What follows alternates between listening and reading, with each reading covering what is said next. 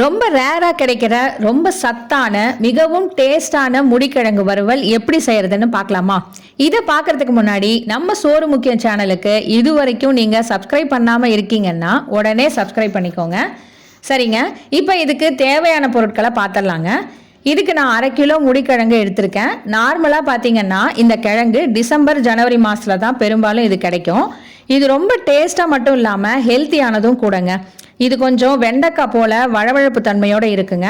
சாப்பிட கொஞ்சம் உருளைக்கிழங்கு மாதிரியும் சக்கரவள்ளி கிழங்கும் கலந்த சுவையோடு இது இருக்குங்க.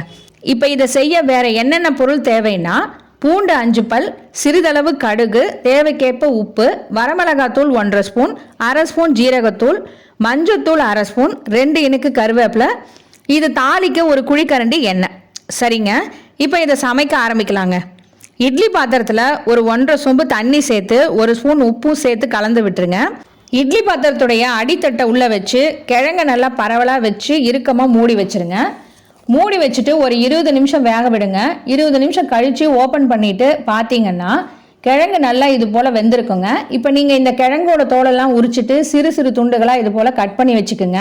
இப்போ நம்ம ஸ்டவ் ஆன் பண்ணிவிட்டு வானலியில் ஒரு குழிக்கரண்டி எண்ணெய் ஊற்றிட்டு எண்ணெய் நல்லா சூடான பிறகு கடுகு, கருவேப்பிலை 2 இனுக்கு உருவி போட்டுட்டு அடுத்ததாக பூண்டு இதை போல் தோலோடைய இடித்து இது கூட சேர்த்துட்டு கொஞ்சம் வதக்கின பிறகு வரமிளகாத்தூள் சேர்த்துருங்க. உடனே சிறு துண்டுகளாக நறுக்கி வச்சுருந்த கிழங்கையும் சேர்த்துட்டு கொஞ்சம் மஞ்சத்தூளும் தேவைக்கேற்ப உப்பும் சேர்த்து நல்லா 5 நிமிஷம் கலரி விட்டு இறக்குனீங்கன்னா சூடான சுவையான மேலும் ஹெல்த்தியான முடிக்கிழங்கு வறுவல் தயாருங்க.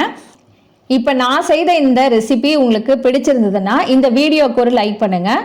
நீங்களும் இது போல் செஞ்சு பார்த்துட்டு எப்படி இருந்ததுன்னு கமெண்டில் சொல்லுங்கள்.